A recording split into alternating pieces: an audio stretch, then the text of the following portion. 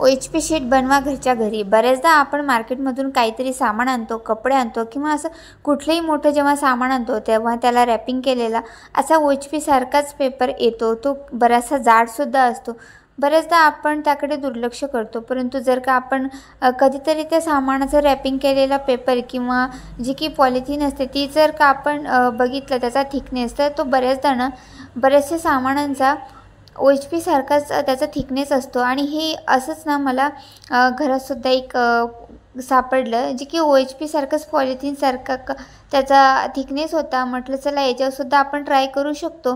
तर हे तुम्हाला दाखवण्यासाठी मी अशा OHP शीट प्रत्येक OHP शीटवर असं करून नाही दाखवू शकत। त्यामुळे मग मला असं काही ना काही आयडिया किंवा जे की बिगिनर्स आहेत की ज्यांना सुरुवातीला शिकायचं ते सुद्धा अशा घरच्या घरी OHP शीट तयार करून त्याच्यावर प्रॅक्टिस करू शकतात। तर हे माझ्याकडे मी कपाटात असं सामान लावत होते, तर मग मला हे पॉलिथिन दिसले जे की OHP शीटसारखे जाड त्याचा थिकनेसपणा होता। म्हटलं चला याच्यावरसुद्धा आपल्याला ड्रॉ करता येईल।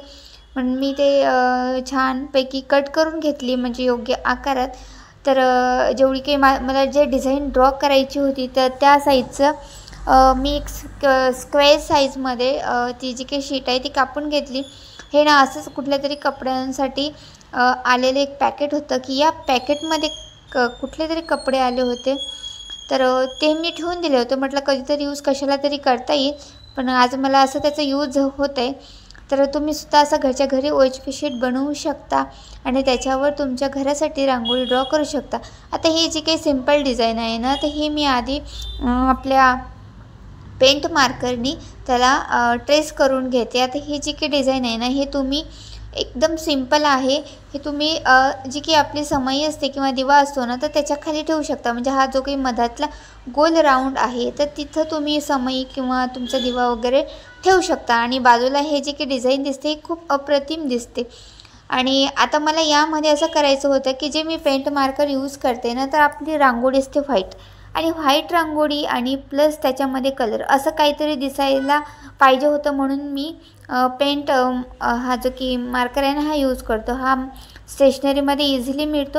आता याच्यामधले जी काही इंक आहे ही संपत आली त्यामुळे थोडासा पुसट चालतोय, पण म्हटलं ठीक आहे जेवढा चालतोय तेवढा आपण चालवू याला।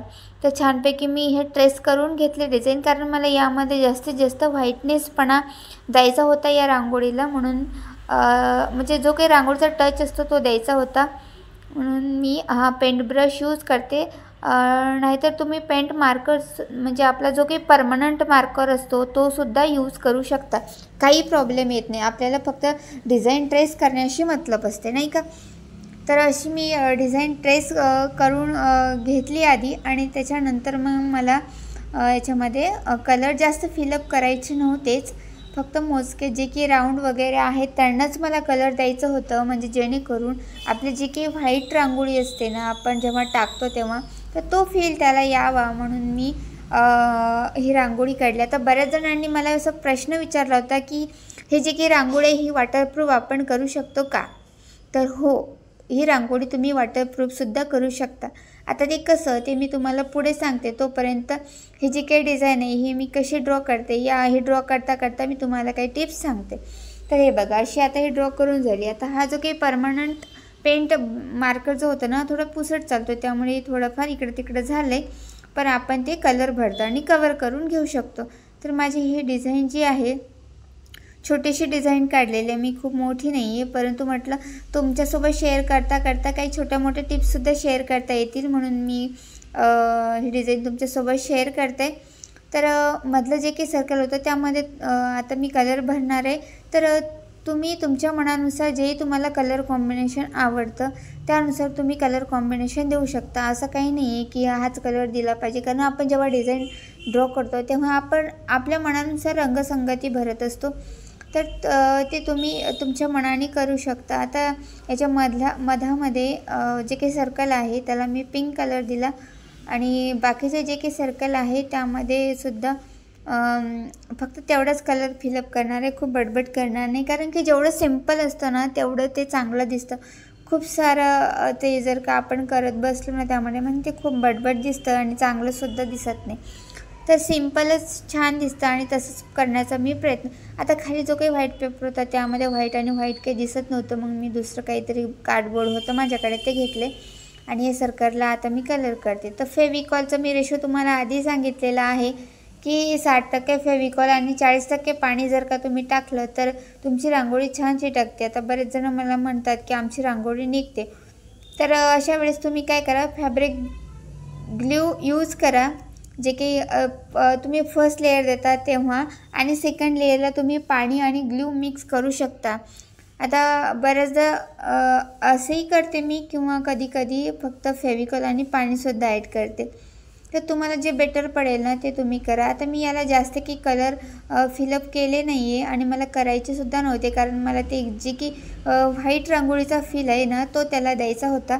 आता ही रांगोळी जी आहे ना, आता ही रांगोळी ट्रेंडिंगमध्ये आहे, सगळेच जण शिकत आहेत आणि मी ट्राय करत आहे की तुम्हा सगळ्यांना ना हे जे की रांगोळी डिझाईन आहे ना हे फ्रीमध्ये याच्या सगळ्या काही टिप्स ट्रिक्स देण्याचा मी प्रयत्न करते आणि तुमचा मला त्याचा छान छान प्रतिसादसुद्धा येत आहे, त्याबद्दल तुमचे आभारी.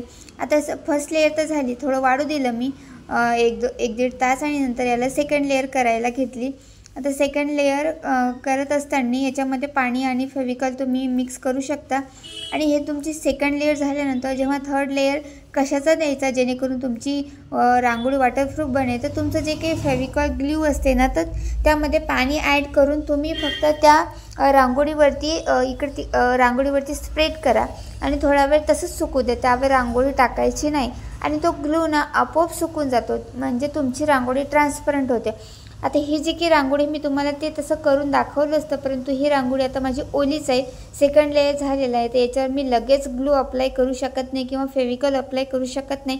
तर मी फक्त तुम्हाला सांगते की तुम्हाला जर का तुमची रांगोळी ट्रान्सपरंट बनवायची असेल, वॉटरप्रूफ बनवायची असेल, तर तुम्ही त्याच्यावर ग्लू अप्लाय करू शकता.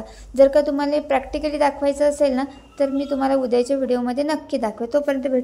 तोपर्यंत माझ्या व्लॉगवरती कंटिन्यू राहा. उद्याच्या व्हिडिओमध्ये मी दाखवणार आहे की हीच रांगोळी तुम्ही वॉटरप्रूफ कशी करू शकता, तर ही मी प्रॅक्टिकली तुम्हाला उद्याच्या व्हिडिओमध्ये दाखवणार आहे. तोपर्यंत माझ्या चॅनलला लाईक केलं नसेल, सबस्क्राईब केलं नसेल तर सबस्क्राईब करून ठेवा. असेच नवनवीन आणि स्किल शिकण्यासाठी पुन्हा भेटूया.